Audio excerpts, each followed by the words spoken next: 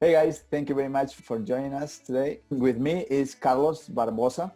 Thank you, Carlos, for being part of this discussion. So we are going to talk about these two really nice topics, Excel and Power BI, which is, according to us, the perfect complement. Okay? So this is going to be Indeed. a really fun conversation. We're going to learn more about Carlos. Carlos has a lot of experience in Excel and also in Power BI. He's going to tell us more about his experience as well, and also he's going to share tips with us. So this is going to be really fun, guys, and let's get started. Nice. Let's do this. Yes. Okay, so today we have 6 different points that we will be going through. So of course, we're going to start with an introduction. Then we're going to talk about how we met. We're going to talk about data visualization by using these awesome tools. And of course, we have the topics here. We have the tips and tricks that Carlos is going to share with us. We're going to learn more about the educational platforms. And finally, we also have a couple of recommendations or final thoughts that Carlos will share with us. So guys, are you ready? I am in my end. Okay, cool. So let's do this. All right. So Carlos, why don't you tell us more about yourself? Tell us more about your experience about these awesome tools. Okay, so my name is Carlos Barboza. I was born and raised in Venezuela, and my parents, both of them are Peruvian. So I have dual nationality. And currently I'm living in Lima, but my studies were accomplished in the States, in the United States, where you live, Nestor. And I study economics and finance. So after graduation, because of some difficulties of getting some sponsorship in order to land a job in the States, I wasn't successful in that. So I had to relocate.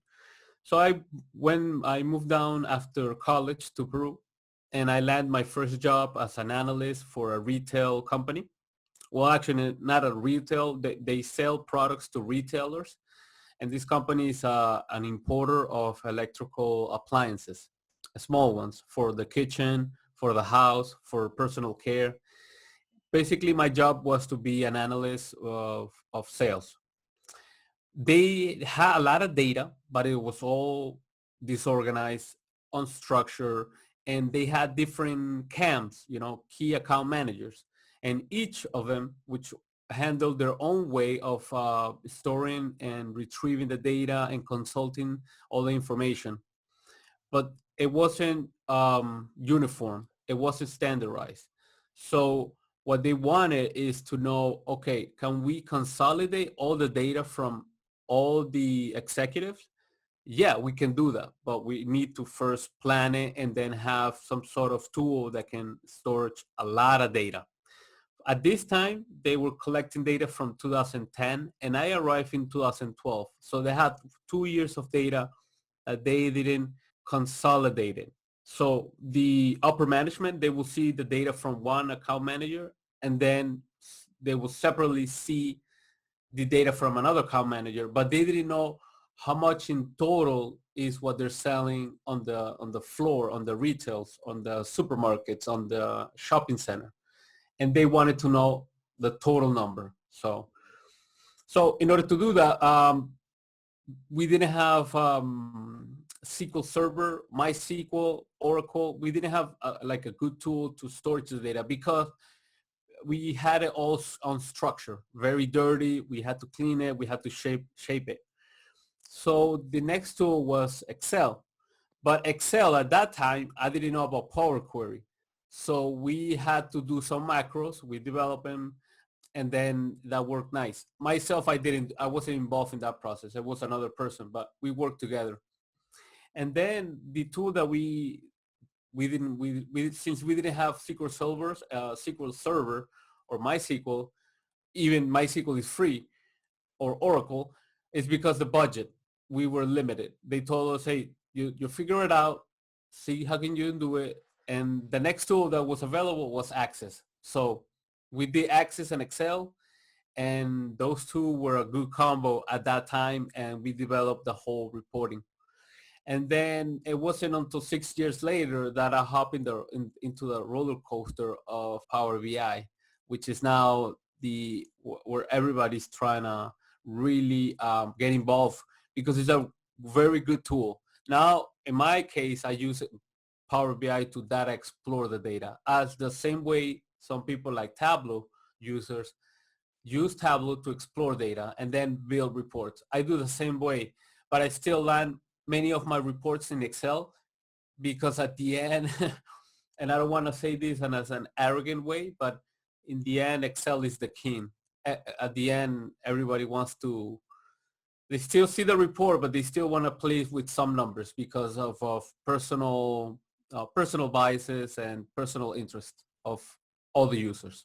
That's a great experience, Carlos. So thank you for sharing. And a little bit about myself. You guys might be familiar with my background, but I'm also originally from Peru. I moved to the States in 2015. I got my master's here at the United States at Clemson University. And then the passion for Excel and Power BI started, well, for Excel it started when I was still in Peru, when I was in college, undergraduate. So I always had the passion for numbers and Excel. And then when I was here in the United States, I had the opportunity to learn more about these data visualization tools. Initially, I learned more about Tableau, but then I started getting more familiar with Power BI, which is a tool that I'm trying to learn more and more every day. So it's a great tool, and I'm still learning. So, and I'm gonna learn from you today, definitely. Okay, nice. So that's basically my story. And now let's go to the next point. All right. So how do we connect? Yeah, we connected to this amazing tool that anybody should really take advantage of because really you can connect with people of your same interest in the professional level, meaning the tools that you work with, you can get tips, you can get really articles from people who are sharing good information. I really think that some content that used to be secret or maybe like the top consulting firms had the privilege to have that knowledge. Now I think it's democratized, meaning many poor people are reaching out to that because other people are sharing it and resharing it. And you can still, this is how also that you can connect to other professionals. If it wasn't for LinkedIn, we wouldn't have connected, Nestor, I think, because I'm not active on Facebook and I'm not that active on Twitter, but I'm really active in LinkedIn because I really think you find a lot of good content on the tools that we use. So, Mhm. yeah. Yeah, I agree. So LinkedIn is a nice platform, and we can connect with almost everyone in the world. I mean, people from India, people from China, from Japan, from Europe, Spain, everywhere. This is a great platform, and like you mentioned, highly recommended if you guys want to take advantage of this knowledge that everyone shares on LinkedIn. So let's Yeah. go to the next point. Okay, so let's talk more about data visualization by using Excel and Power BI. Three questions here. First question, when did the passion for Excel and Power BI start? So for Excel, like I said before, working as a data analyst. So the funny part of Excel is I think the interesting anecdote is we began this project and I was going to be the junior analyst. I was going to have a senior analyst and then the operation management of the whole company. That's about it. And then what happened is after 2 weeks, the project began. Abruptly, the senior analyst left the company.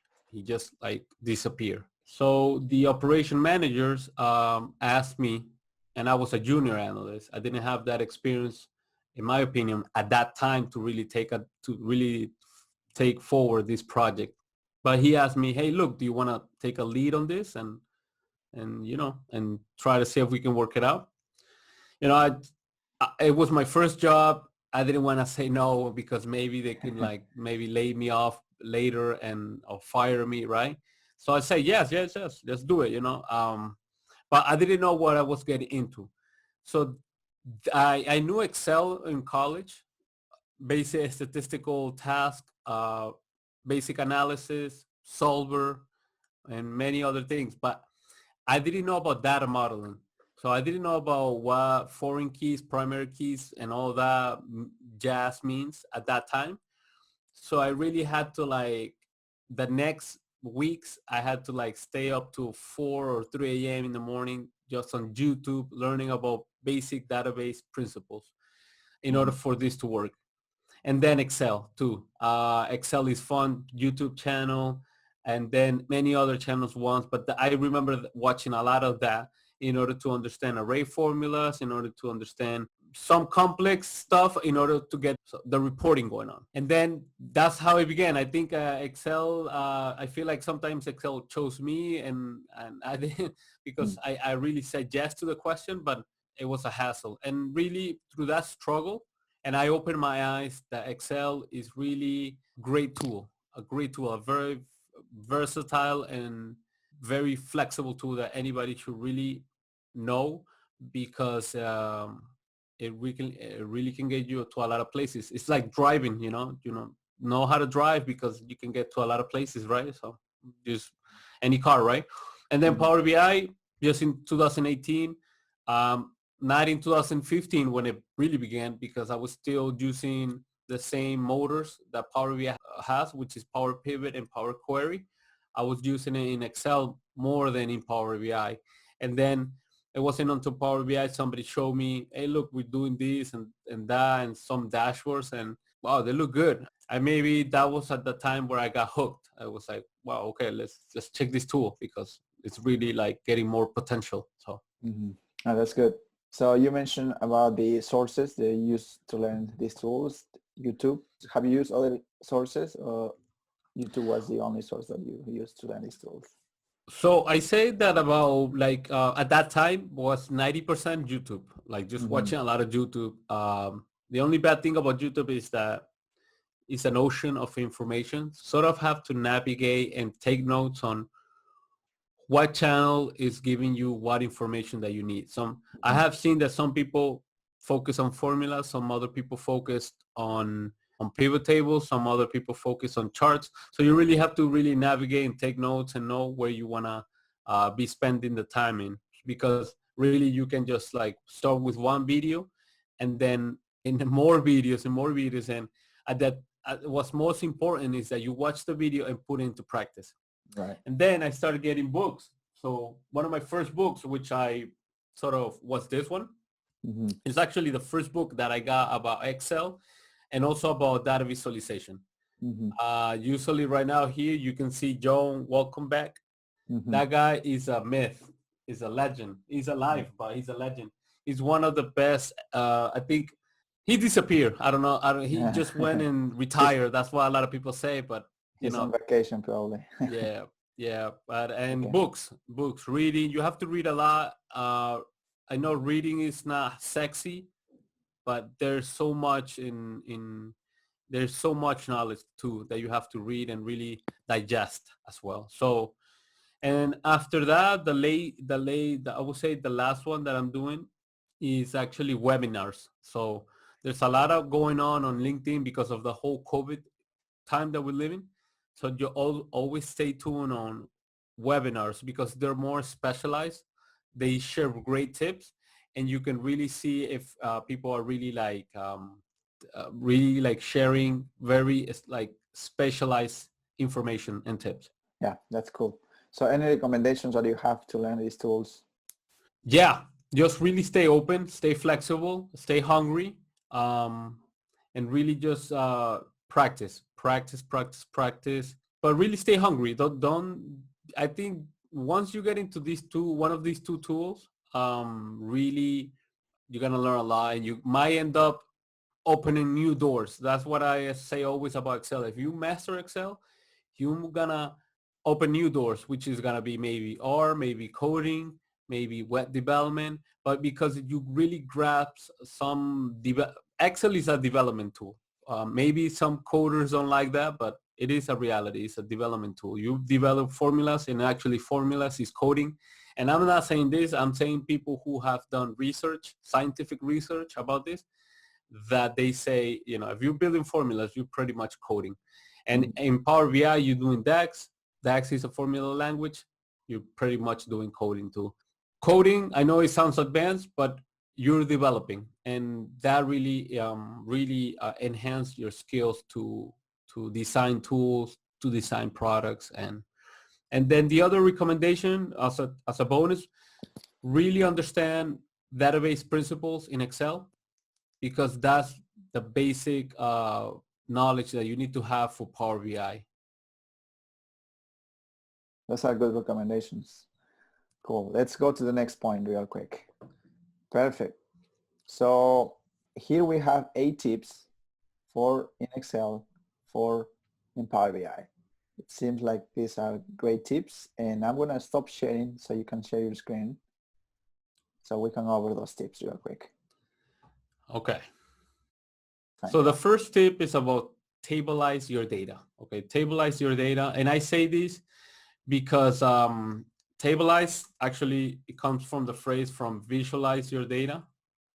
And this visualize data, your data, and this was said by John Tuckey, which is a guy that if people are getting into data visualization, you really need to study, because he is very important in the whole history of modern data visualization. So he always used to say, visualize your data, visualize your data. I say in my case, if you're working with Excel, is tablize your data, okay? Convert ranges to tables, okay? So what am I saying with that? So let's go practical. What I'm saying is, for example, is here, for example, we have this data right now, right? If we look at this chart, which is a strip, a horizontal strip plot, or I think some people call it the dumbbell, or some other people call it horizontal dot plot. If I click on the chart, right? If I click one of the dots, you see that it's grabbing these ranges from these tables, okay? But what's cool about this is that if I add more data, which I have here, to this table, these ranges are gonna automatically go elastic. They're gonna automatically expand, okay? And this is nice because then I don't have to go on each data series of my charts and do this manually with the mouse. Actually, you don't want to do that, because that's you're increasing the risk of making errors. So let's do this. So if I just grab this, okay, and snap it, see what happens. Okay, see that the data, it automatically grabbed it. And that's because right now you see in this icon right here of a table that is telling you the table is ending here, okay, on this little heart icon that you can see very small, okay? But really, tables are your best friends in Excel. You have to try to tablize all the information that you have, because really there's so many benefits that right now I don't have the time to tell you, but there are a lot of them. And one of maybe the first 3, okay, out of many, is that, for example, and I'm just gonna decrease this a little bit here, okay? So for example, and I'm gonna zoom in, see the formula. You see round, average, and then you have this bracket, which is referring to that column of that table, which is 2019, okay? So this is nice because right now it's not telling me the range of D7, which is this, all the way to D18. So pretty much instead of having this, pretty much what I'm having is and then okay, and then let's decrease 18. Okay, so as you can see, I could have that. I could have the dollar signs, which are like the log signs, okay, saying that this range can move either on the sides or up or left. So instead of having that maybe aesthetically doesn't look pretty, because I have the dollar signs and then the 2 dots in between saying that this is a range, I could have something that is more legible and more easy to understand. So that's one of the benefits of tables, is that it is legible, okay? The other thing is that is expandable. As you saw, for example, I just increased more data to this table, and that the table just grabs it and then automatically updated my chart. And then the last one out of many is that you can really build, for example, it gives you a structure to this. So this whole table right here, if I go to, when you work with table, you get a new sheet, which is table design. This whole table is called TBL, which means it's the acronyms for table version 2. So this whole thing has a name, okay? I'm giving a structure to it. Instead of saying, oh, this whole table means, for example, well, that's giving me that name, but I don't really want that. So I can say that this whole table could also mean B6, 2 dots to L18, right? And then if I put the plus sign. So I could say this whole thing means B6, 2 dots, and L18, right? But no, actually what we can say is actually this whole area is actually table version 2. So because you're giving a name, think of it as a nickname to it, you're giving structure to your data. And that's really key when you start developing more advanced tools in order to enhance your analysis. Okay. So that's tip number 1. Yeah, Nestor, cool. I don't know if you have any questions or. No, just the question that I have is we need to use Control T in order to format this Yeah, data as a table, right? correct, correct. So for example, here, I have another chart here that I was developing. So for example, this, for if I click here, see, you can see that this is not coming from a table, it's coming from a just a data range. So if I wanted to convert this into a table, I just select the whole area and then Control T, like you said, Control T, and then you use this new pop-up window is going to show up and say, hey, look, are you creating a table? Yes. Is this your data range? Just making sure? Yes. Is your table has a header? Yes. Sometimes it's unchecked, but that's because Excel sometimes doesn't recognize that the first row is the header. In this case, it did. So most of the time it's selected, but there's going to be some instances that is not. So just double check that it's selected. Okay, and then click OK. And then once you do that, so you can now have something that is nice, it's formatted, it gives color. That's also one of the benefits, maybe the fourth that I'm sharing here.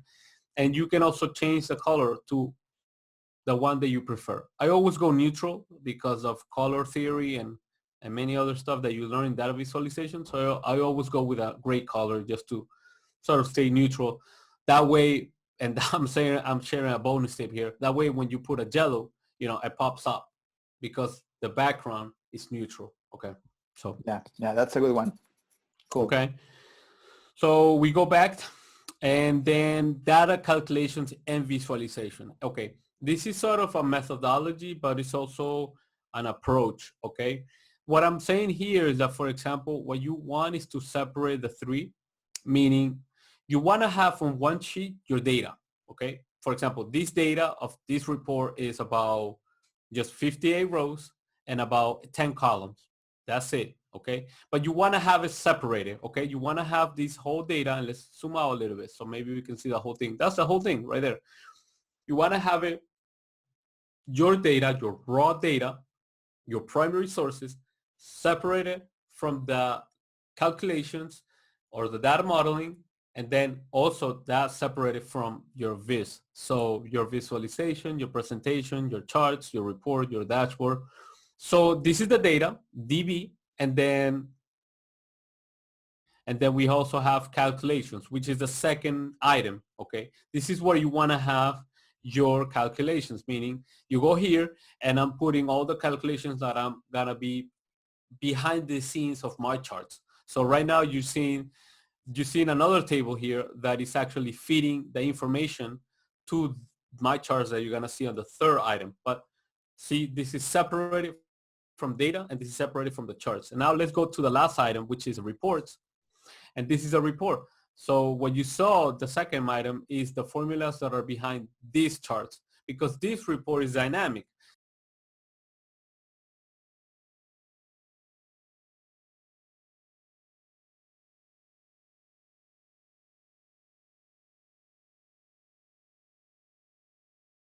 So this is what you want to have your So this is what this is what the mantra it is. You have your data separated. You have calculations, which is those calculations are gonna grab from your data. And this is why it's important to have your your data in tables, okay? Because as you can see, this is a table. The name of it is called table data. And then if you look at my formulas here, see it says VLOOKUP, comma, table data. If you look at another, maybe another, see, this one is another VLOOKUP, but it's actually telling me from this table, which is the table of last week's, okay? Yeah, that's the mantra. Separate the three things and then it's really gonna help you, okay? It's a good habit to have. So Nestor, I don't know if you have any questions. This is a very helpful tip. So we can go to the next one, which is make legible formulas. Okay, this is one of my favorites because really I feel alone in this. A lot of people don't really, even pros, even people that I talk to that are really like pro, like I think myself I'm still like junior maybe, and I want to keep like that so I can stay hungry to learn more. But these guys that are pro, they don't do this. I don't understand. They just say, hey, look, I don't have the time to do this, but check it out. You judge, okay? You take you make your own call, okay? So what I'm saying is here is that, for example, what you're seeing here is that we have another example where you can actually, with the new formulas of Excel, which are dynamic array formulas, okay, you can really do some interesting stuff. Like, for example, in this case, I did I set it up so where you can sort your data with just simple clicks, okay? But if you see the charts is updating, but it's coming from this set right here. But right here is using those new formulas called dynamic arrays. But pretty much these dynamic arrays are essentially, they're like the second level of formulas. People really need to understand this, but you first, in order to understand this, to grasp it, you need to really master references in Excel, which is a part of formulas. And then you really can take advantage of this, because once you know references, you're going to understand how dynamic arrays work in the background. And I went a little bit off topic there. I apologize. But what I'm saying here, for example, I'm giving a structure to this formula saying, do this, which is sort by, for example, this range, which is, we look at it, this part right here, and then do a choose inside of that new form, do new function. But if I were to put it in a single line, the whole thing, okay, this whole thing that you're seeing here on screen, it will look like this. And let me take out this. So, and let's zoom a little bit. Okay, so as you can see, it looks ugly. I mean, well, in my case, it looks ugly, but for some people it's okay. In my case, it's just, I don't know what's going on. It has a lot of, even though it has structural references because it's coming from a table, it's still too lengthy and difficult to understand, okay? So what we want to do and aim is to have legible formulas. What we want to is do simple, to break it down vertically, okay, so it could be legible. It could be some people, anybody who comes to this can really understand what's going on. So how do you do this now? Because some people are really asking, how do you actually structure that way? So what I'm gonna do is actually, I'm just gonna grab this formula that is not right now here, and I'm just gonna copy it, and we're gonna put it maybe right here, okay?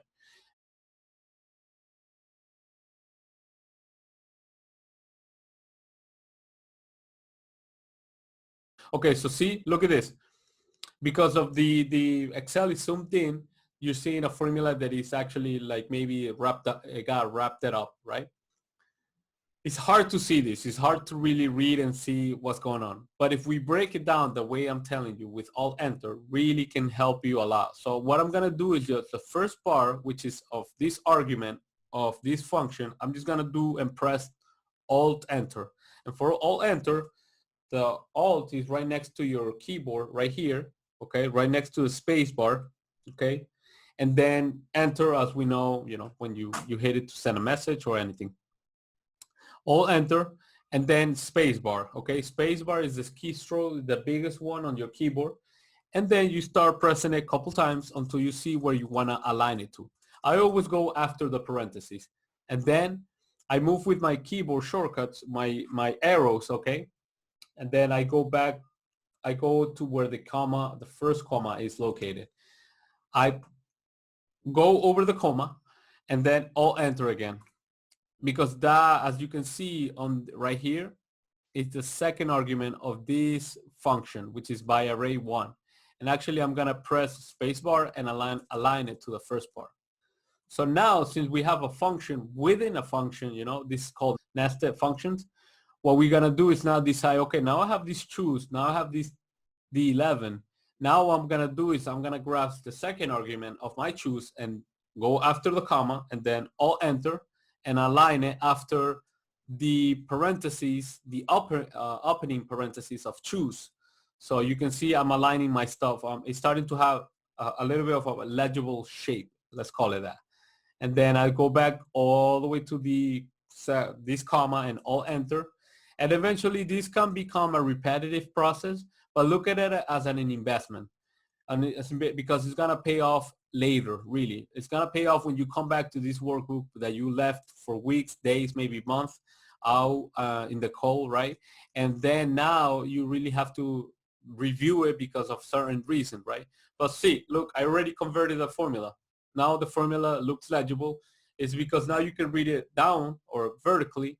It's easy to understand better what's going on because it's more legible. So, and then you click enter and it, see, and you go back once you click enter, right? And you go back to it with F2 or function 2, you can see that the format stayed the same. So there you go.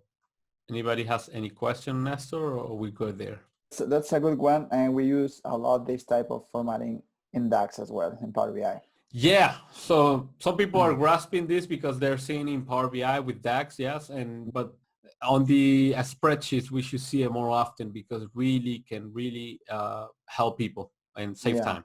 Yeah, it's cleaner and it's easy to understand. Yeah, I agree. Yeah, totally. So now we go to the fourth one, which is the helper columns. Okay, this is one of my favorite ones, and I actually recommend. I actually was remembering that I got this from this book right now, from Guerrilla Data Analysis from Microsoft Excel by Bill Jelen and Os du Soleil. Some people might recognize this guy's face, but he's a hilarious, Excel enthusiast.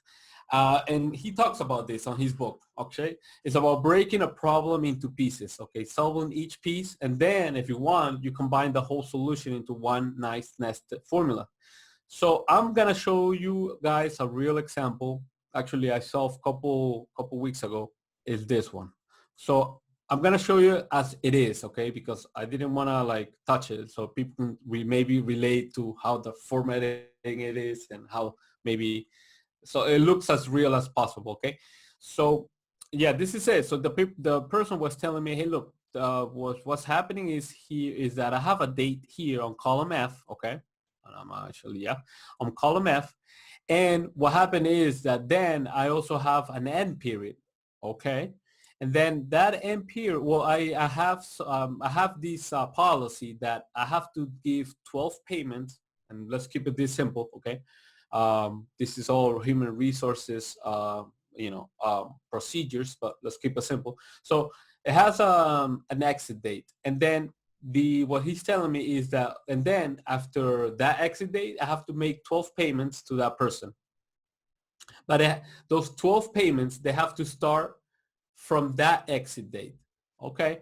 So he was putting a formula on this cell that it was very like, it was very complex. It was not coming out. He was actually getting some results and then deleting into the other ones. He told me, hey, I need one formula so it can work for the rest of them. How can I do this? So I told him and I explained to him, hey, look, let's just break it into pieces.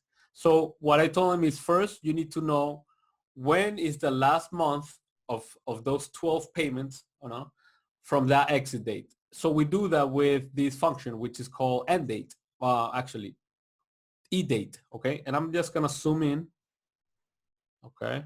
Ooh, okay. So eDate right here, if you can, maybe I'm just gonna close this, okay? And then bring this, okay? So eDate, okay? eDate is just telling me, hey, look, from this day, oh, sorry that it's in Spanish. It should have switched, but I don't know why it didn't. Right now, that's what you guys seen right now is November 30. So basically from 2020, sorry. And then with e-date, you can tell what is the future date adding 12 months to this date. That's pretty much what we're arriving to. So that was the first thing. That was the first step. So I broke it down and tell him, hey, look, in order for you to understand how I'm going to do the next thing, you need to understand that I first need to do these calculations. So this is your first part. And then the second part is this formula right now that you don't see also formatted. And we're going to compare the previous tip, okay? Let me just zoom out a little bit here. Okay. So now this is the formula that he needed. It's a little bit, it might look complex, but if we break it down and explain it, each part is simple. Basically what I'm saying here, the tip is just break it into parts. And then once you break it, because this is a second step for this problem, then you can combine the two formulas, okay? Because you can replace what's on this column, on column O, and place it into that formula, which I did right here, okay? So for example, I told him, hey, look, I'm gonna give you the problem broken down into pieces, and then I'm also gonna give you maybe the nested solution, okay? So you can decide which one you want. And he actually went with option number one, okay? And he went with option number one because he could see how the problem is getting solved. That's also the other thing about haplochrons, is that you can visually see what's going on. So that really can help you.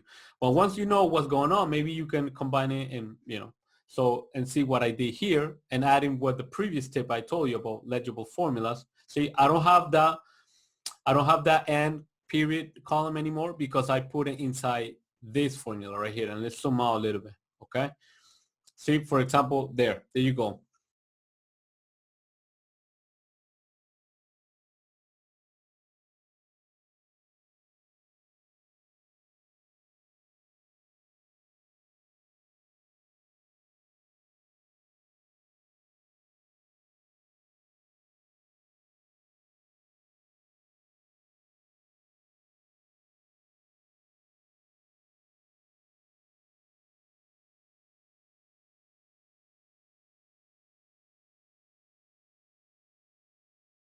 See, right now with one formula, I'm solving it, the whole thing. And now he's getting all his payments, which payments correspond to which month.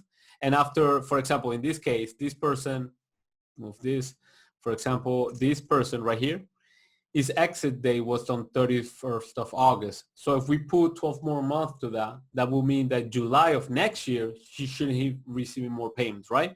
So, and then he shouldn't have received payment for this year, July, and this August because he's exiting on August 31st, right? So you can see the formula is working because on September 1st, he's receiving his first payment. But then on July 1st, actually, well, August should have been the last one. He's actually receiving his last payment, which is 12. If we add these, if we count all these payments right here, we can see that they add up to 12. So the year that it corresponded. And after that, he shouldn't receive more payments. So the formula is working. We're actually applying to be, so it can be legible. And we also did that we broke down the problem into pieces, and he opted that because he could see, okay, I need to know the end period, and I'm also seeing on the second part, okay, the conditions that need to be met. So basically, when you break down your problem into pieces, you also get one more benefit, which is transparency of solutions. I agree. Step by step. Yeah. Step by step is really important. Any questions there, Nestor, or we're good? No, it looks good. It looks good.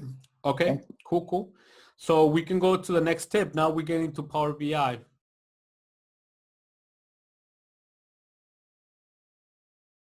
Pretty much I'm saying plan, group, but actually here I made a little bit of typo, and sorry about that, Nestor. So enumerate, name, and then group. And then group. Group is actually the last step. But pretty much is plan, okay? Enumerate, name, and group. So let's go into practice. So I don't get into talking mode. Let's go to this example, for example. So this is a COVID report that I did, and it's for personal use, just to know how is COVID going on in Peru. So pretty much I have all the data from the Ministry of Health, not all the data, but the data that is available, so I can see what's going on, if it's trending downward or upward. But when I started with this development, I extracted my data, I data model it, simple model, maybe just couple, 2, 3 tables, yeah, 3 tables there that you can see, let's upgrade. And that's it. Okay, once I have that, now I go to my report view. And then what I do first is actually I have the date tables, the periods, and data, right? But what you want to do is to have another table, okay, where you want to deposit your DAX, okay? So this is a table where you can see it has a lot of DAX measures there, and they don't group them. It's all like saying there's more DAX to it. So your first step that you got to do is actually to build like a DAX table. And how do you do that? Very simple. It's very simple. It's not very complex. So what you do is, for example, you go here and you go to this icon, which is called create a new table, okay? I'm gonna try to zoom in just to make it bigger. And Nestor, tell me if you can, if my screen is looking zoomed in on your end. Is it or not? It's still looking the same way. You Same tell way. me. Same way. Same way. Okay, so this is not really working for with Zoom. I thought it did. Okay, so basically what we're saying here. But how about if I do this? Can you see that I did a Yeah. red? Yeah, I can You see can it. see that? Yeah. You can see that? Okay, that's good. So that's what I'm trying to say. You create a table here on this point, and then Power BI is gonna ask you, hey, look, what are you trying to do here? And the only thing that you need to do is just put DAX. That's it. But since I already have DAX, let's put DAX to parentheses 2, okay? And then click load. That's it. You don't have to even edit it. Just click load. That's your second step. Power BI is gonna do this whole thing, loading, loading to your model, detecting relationships if you have it active. If not, don't worry. It's not gonna make any. And already have it right here, DAX. And it's gonna have you the table icon, okay? But we actually want to convert it to the calculator icon. So how do we do that?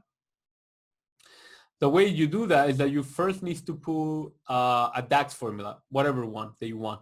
For this case, I'm just gonna put a dummy DAX, okay? What do I mean by that? It's just saying the following. I'm just gonna put measure 1, just to keep things simple, and then I'm just gonna put 0, and then enter. Just dummy, just basic. And then what I'm gonna do is actually gonna delete this column 1. You can do 2 things. You can delete it or you can hide it. It's gonna work either way. But actually I like to delete it, just to delete that column. Because once you delete that column, that table doesn't have columns anymore. That table is sort of like like zombie. It doesn't have, it's a little bit redundant and counterintuitive, right? It doesn't have columns. So once you close it here, and then once you close here on this arrow on show high pane, and then click again on that arrow facing left, now we get the icon of the calculator, okay? And now what we're saying here is this is the place where I'm gonna put all my DAX, all of them, okay? They're gonna be in one place. Now, this is something that a lot of people practice, but a lot of pros and professional consultants, they don't like to do. They actually like to put their DAX pertaining or corresponding to the table that they should.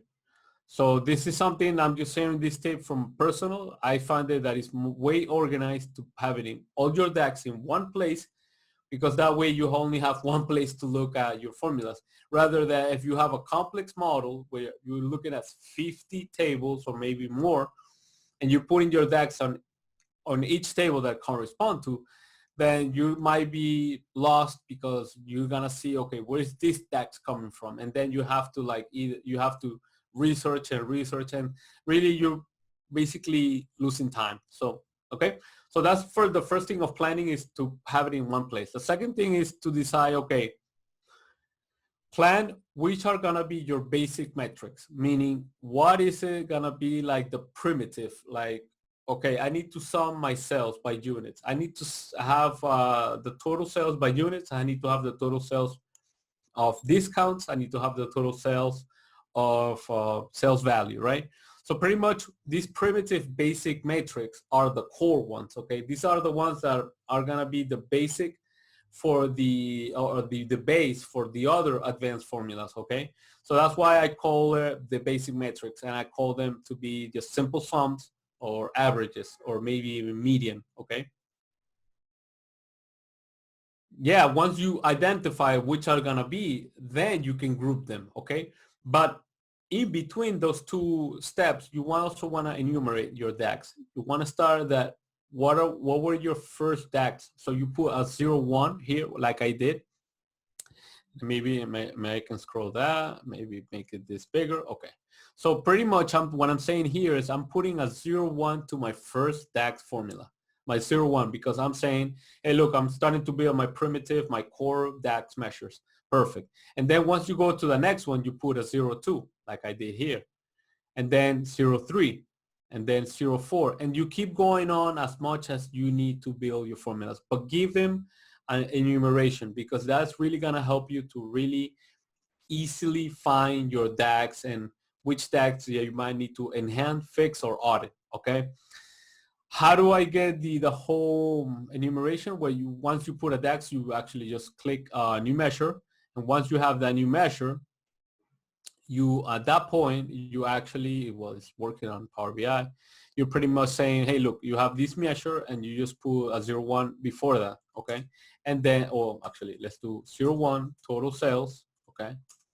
uh, total sales, and then sum of that total sales column. But because you're giving enumeration, really is gonna help you. It's gonna pay you dividends in the long term, in the future. And also the other thing is do simple and very short names to your DAX. Okay. For example, I did total sales here. Okay. But sometimes you can have more complex, say, how about if we have a DAX measure for the average total, the moving average of the fourth month moving average total sales. Well, you're not going to pull the whole 4 moving average sales. But what you could do maybe is you can pull 4MO and then AVG and then sales. Now, you might be the only person who understand this, but what you can do is you can pull your DAX, okay? And then below your name, you can pull these two slash, okay? It also works with 2 dashes like that too. And you can put 4MO means and the last 4 moving month. And I know a lot of people don't, well, the people in AVG, what does that mean? Average. So now when people see your workbook, if you have to transfer it to another person, they're going to understand what 4MO AVG sales means, okay? Because you're commenting on your DAX. And this is actually a pretty bonus tip into this, but it's very helpful to keep it short, okay? Your DAX measures to be short and not very lengthy. Well, okay, once you have that enumerated, okay, how do you group them, okay? So say that we go back to our DAX tool right here to close it down, and we copy this so we can be, oh, and actually just do this. Let's pull, instead of measure 1, we pull 01, right? Okay. The other cool thing about putting enumeration to your DAX is because if you go numerically, if you put 1 is going to be ordered as before the 2 and 2 before 3 and like that. So you have a sort of an order of your DAX, rather than if you don't use enumeration, DAX is, or Power BI is going to organize that instead of the first letter of your DAX name, in this case alphabetically from A to Z. And sometimes that's unwanted, okay? So you want to be always deliberate on this. So we copy this, then click and new measure, and we're just gonna do well, actually that didn't update it, right? We do 2, but this is a good, so we put 2, right? And then we do 1 here, okay? So 2, the second measure, and see, okay, see how this measure right here, 1 is below 02. Actually, if I just put 01 to it, just that, 01, and actually take out the 1, and now look how right here is gonna reorganize it right here. So it's gonna put 01 on top of 02. And that's cool because now you can give order to your work, to your development, okay?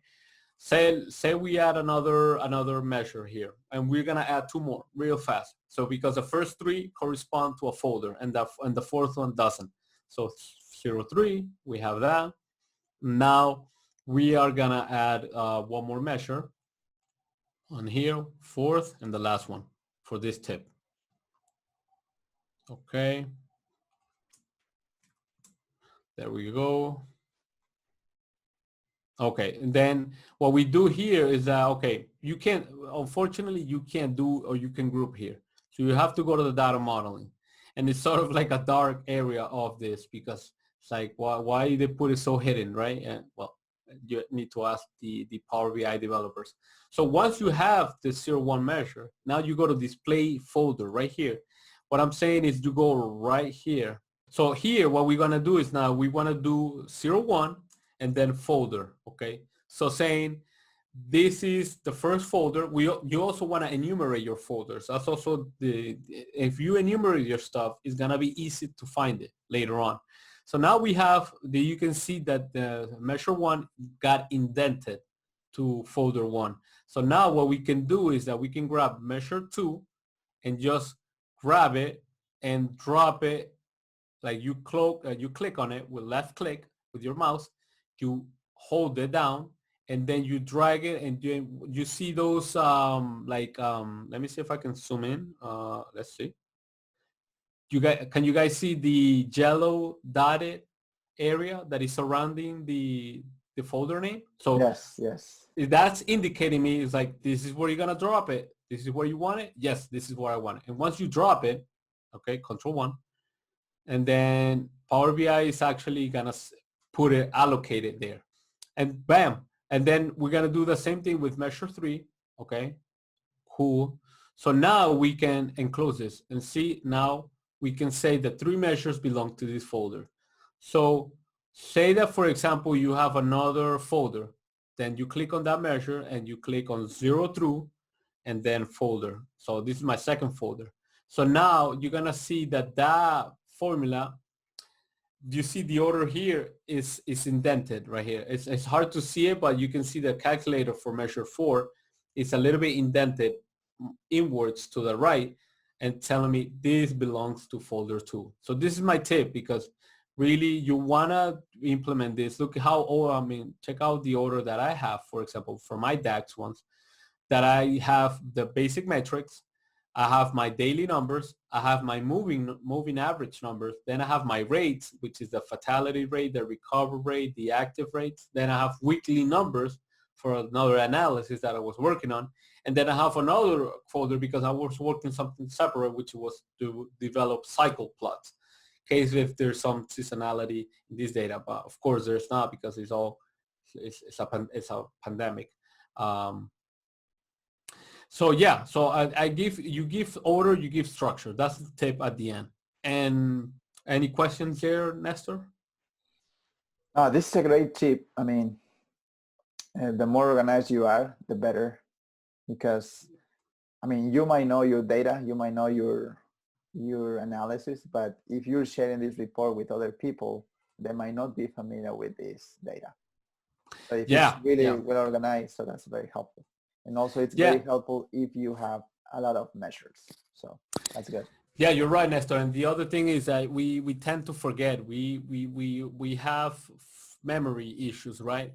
So if you have it enumerated, it's gonna be, and later on you need to check the file, right?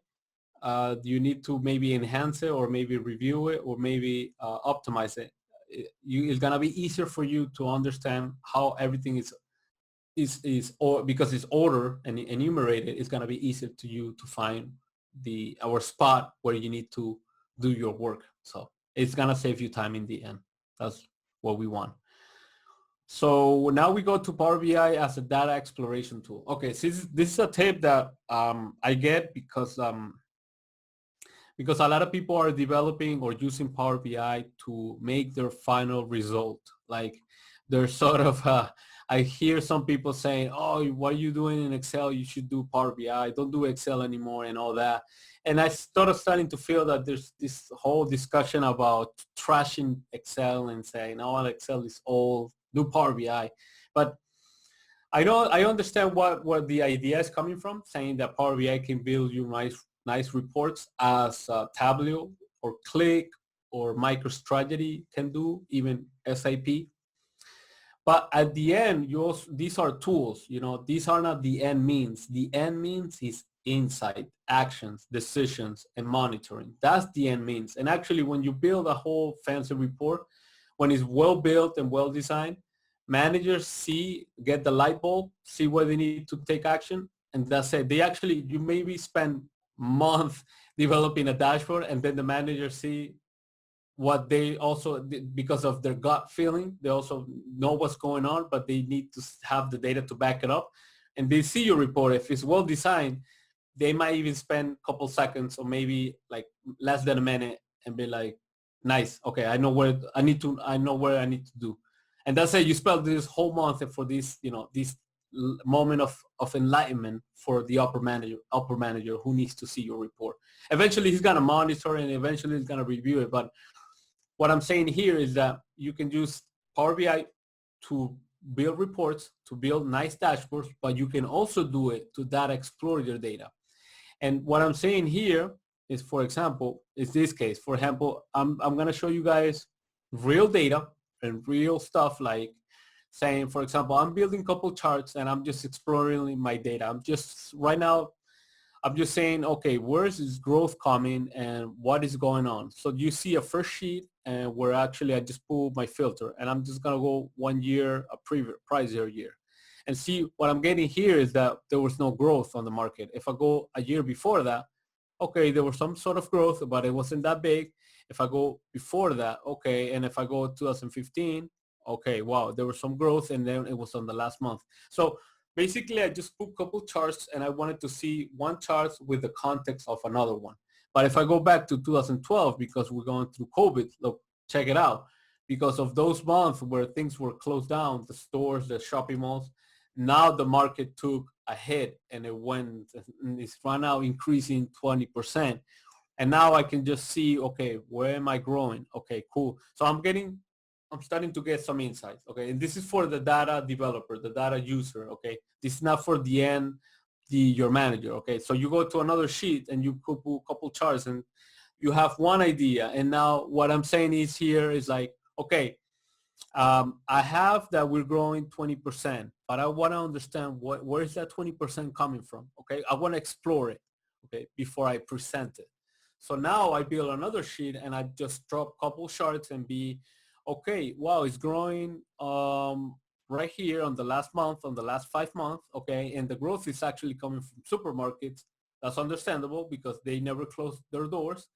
Wow. And then we have these lines of products where we're seeing the growth, maybe 50% is just coming on one, which is blenders.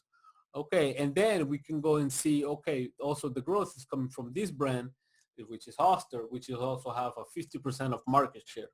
Oh, okay. And then you keep going and you start putting charts and start to explore, to start to get insight, take notes. Okay. Because eventually you're going to hit what's called information overload.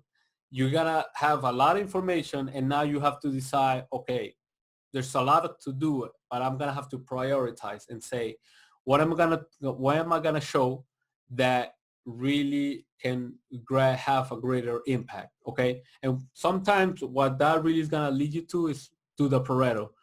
What actions might be the fewer ones that will have a greater impact on results? Okay. Pareto principle, 80-20. And this is pretty much what I'm doing here. I'm just building charts and more charts and exploring and checking out stuff that maybe I need to do, because then later I'm really going to have a report out of this. Okay. Right now I don't have it built, but I'm just exploring data. See, for example, here we have a couple data of the bar plots, and all these are free, I think. I'm not sure. They're on the app source, but you can get it for free. And then another chart here, which is interesting, which is the SPC control chart and all that. So basically the tip is here, just do Power BI to just, the same way Tableau people do. It's like, Tableau is easy as maybe you can coincidence, maybe you can agree, Nestor, maybe not, that I hear a lot people saying, oh, I like Tableau because I can explore my data easy than Excel or any other tool.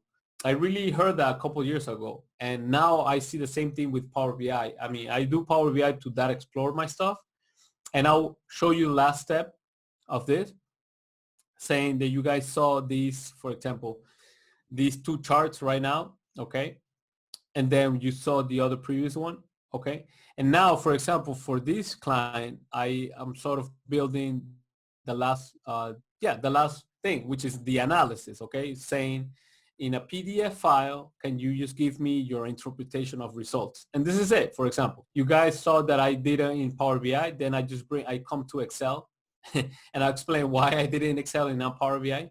It's because Power BI is Excel is more flexible. I can add stuff, okay, for example, this row, these icons right here, because this is what at the end, this is a previous step to the last step of anything, of insight or actions, is the analysis. You need to do analysis. You need to explain it to a person in common words, what's going on with the data. You explain it, break it down, and then tell them, hey, look, basic upper line, this is what's going on, and I'm gonna break it down with do this. And all these are Zebra BI charts that is from an add-in in Excel that is for free for like 30 days.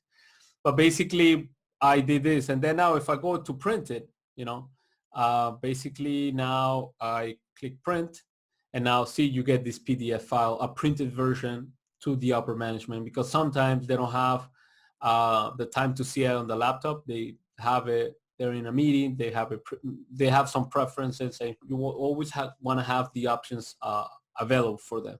So Power BI as a data visualization, data exploration tool, but also can be your dashboard tool. Okay, so don't close your mind, or don't close your options to one of either or. Actually, be open to them. Okay.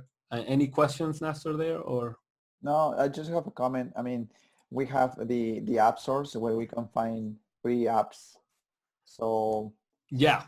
it's nice if we can explore them because it can give Yeah. you better ideas how to represent your data.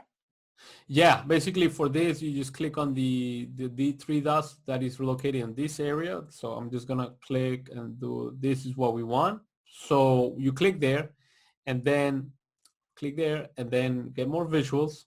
And then you have a myriad of visuals that you can choose from. Very extensive. I think it's getting bigger and bigger. And I think people should take advantage of them because many of them are for free, okay, within your data exploration setting. But once you want to go public or share it with other people, then payments are gonna come into the stage, and Nothing is you free, right? nothing is free. There's nothing as a free lunch. Yeah.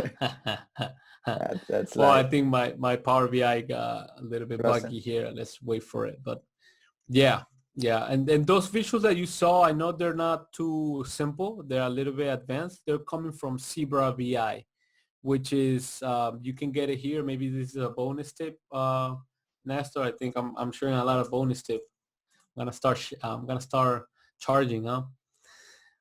So Zebra VI, check it out, Nestor. I mean, for free, you can now check these visuals. Look at that, nice income statement, really insightful stuff. So Zebra VI, guys, check it out. I mean, if you need help or more info about them, let me know on LinkedIn. I'm a partner with them, and I help them to really land Zebra VI in Latin America. So No, that's yeah, I cool. can help you guys. Okay. We can go to now. Okay, so I'm sorry. I clicked there by my Power BI got buggy. So now, okay. So you guys, this window, and see, you can see all the options here that of the visuals that you have. So Google Map, visual visuals, bring around crawler path. Yeah, you have so many, so many. Then if you just type Zebra BI, okay, and then click enter,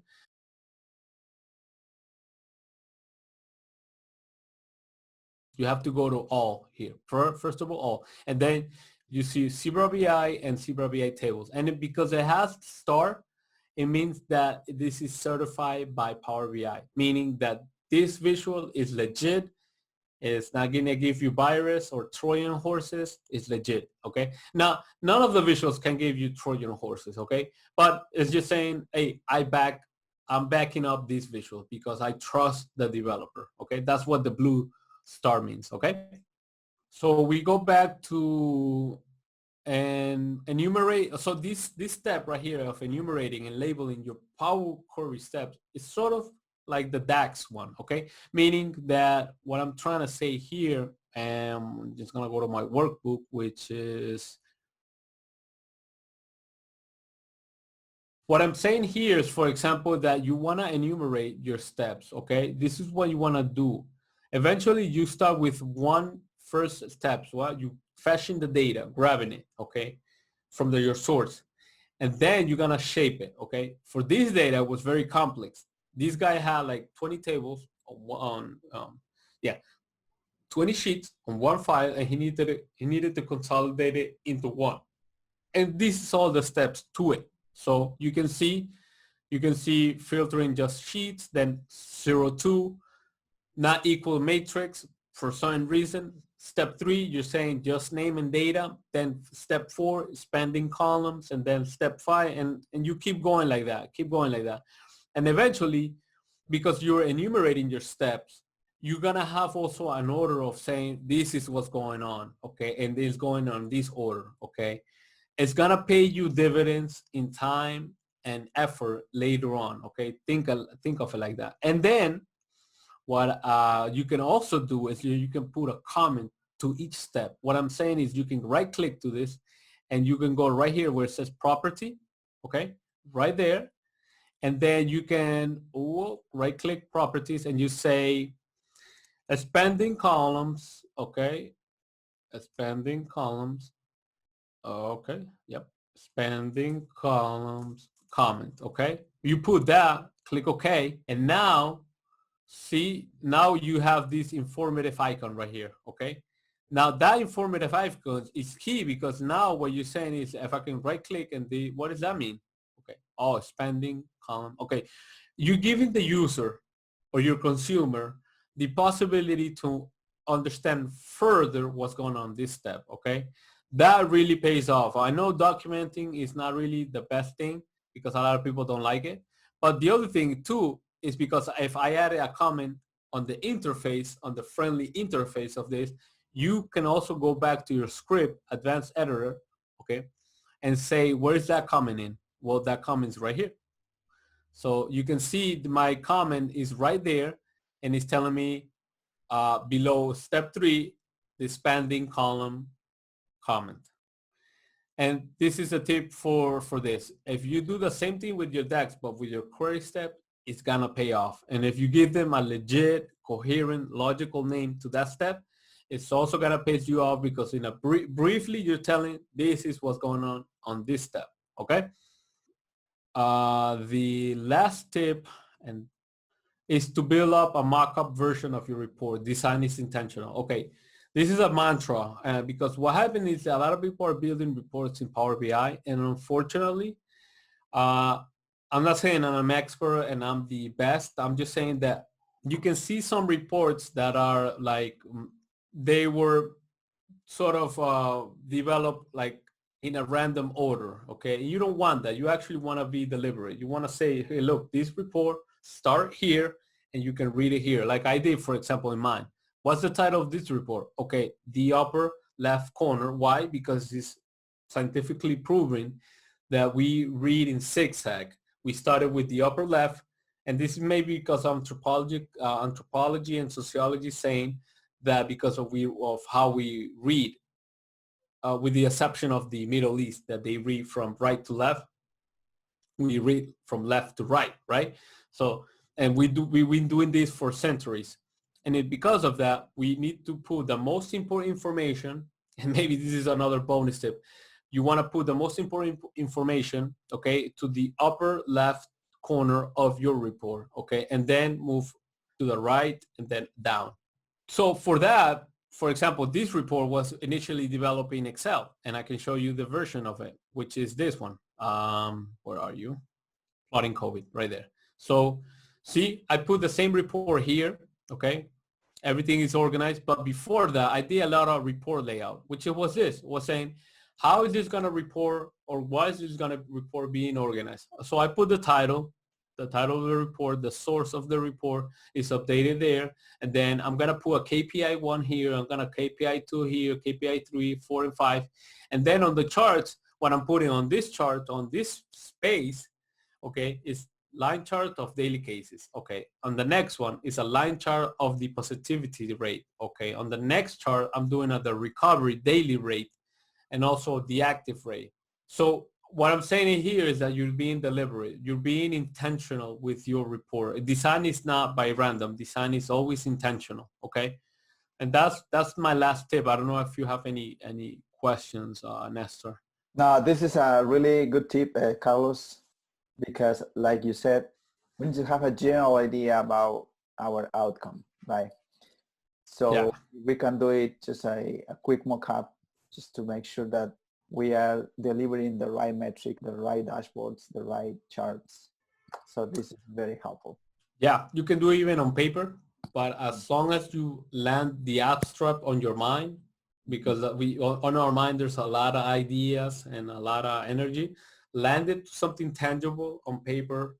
But before and getting to this habit, because even for me it's hard. I jump into Power BI and I'm like, oh, but even before that, if you get into the habit of just doing sketches and drawing it, it's even better than just jumping into the tool right away and start building. Because it seems that with sketching and hand drawing, you have this sort of liberty and flexibility of making mistake and not judging yourself. You just can, grab another piece of paper and really land the idea better than just jumping into a tool. Okay. Because sometimes what happens when you're into the tool and you get a challenge because of that tool that you can't arrive to this, you get frustrated and you start to put your focus on how to fix the problem because the tool is not landing you, rather than focusing on how this chart or what is it that I want to communicate, So yeah, I agree with yeah. that. Okay, cool. So let me share my screen so we can go over the last Sure. slides real quick. We are almost done here. Yeah, almost done. Why don't you tell us more about your educational platforms? I know you have a lot of knowledge and I'm pretty sure that the followers will be very happy if you can share your platforms. Sure. So you can find me on LinkedIn. I'm always putting on LinkedIn pretty much data visualization stuff related to Excel and Power BI. On Instagram, I'm sort of having it focused on dynamic array charts. Mm-hmm. And pretty much I'm going to be putting, if anything, on Instagram, it's just short tutorials about Excel and Power BI. But for now, Excel and dynamic arrays or charts with dynamic array formulas. On YouTube, it's a little bit more extended because there, if you guys check my channel, I have some interviews with some pros or enthusiasts who do a lot of work with spreadsheets. And I'm also doing tutorials of many diverse topics. But right now, I haven't put new content, but I'm planning to do for 2021.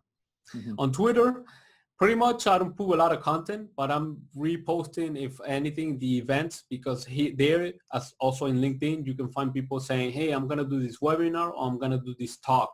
So I'm pretty much helping the community to repost that. So I don't have a lot of followers. I'm not very active on Twitter. I think I'm in 2021. I'm going to be more active on it and eventually grow up out the follower base. But pretty much what I'm using Twitter more is to really get in touch to the events. So, and then on Facebook, I'm helping out the groups, the community groups. Just answering questions, not putting stuff my end because I do it already on LinkedIn and on Instagram. I'm just trying to check out what are the questions from the community and just trying to answer them if I know the answer. Oh, that's great. That's great. So in my case, if you guys want to learn more about Excel, Power BI, you can find me at this Excelization as well. LinkedIn, Facebook, Instagram, Twitter, and of course YouTube. And let's see what else we have. All right, final thoughts. Just practice, practice, practice. I know that we're hitting with information overload nowadays with social media, email. your cell phone, the apps, the news, but just practice. Now people are spending time at home more than before. Just practice, get better at a tool, whatever that you want, but just get better at the tool that you need, that you do for work, because eventually it's gonna pay off. And then through practice, we find struggle, we find frustration, we find challenges. Uh, and what you really need to change the mindset about that struggle or frustration and convert it into gasoline to continue practicing. So adversity is just a tool, and because it's gonna make us better. Our brain is telling you, no, no, you don't have to spend here your energy, but you have to really hack your brain and say, no, no, no, I have to practice it because this is good for me in the long run, in the end. Okay. So Yeah, I agree. Practice is everything. There you go. yep. Basically, I think I have just to cap it up, because I think I sent you the photo, Nestor, through LinkedIn, Yeah. and I found it here that I was like, yeah, people don't believe me that this guy is a Microsoft developer, but maybe we can see the photo here. Maybe. Yeah, I can see it. Yeah, it says Microsoft, right? I don't know if people can see, but that's his finish. And he actually was wearing his iSimply Excel, and then on the background it was the previous logo, the initial one. But in the end, I don't know, those guys who sort of got united for that cause, they're not doing other stuff. They're not doing spreadsheets anymore. So yeah. Well, thank you guys very much for being part of this discussion. As always, very, very thankful for your support. And please follow us on our platforms, and also let's keep in touch. take care, guys. Thank you for your time. Bye-bye.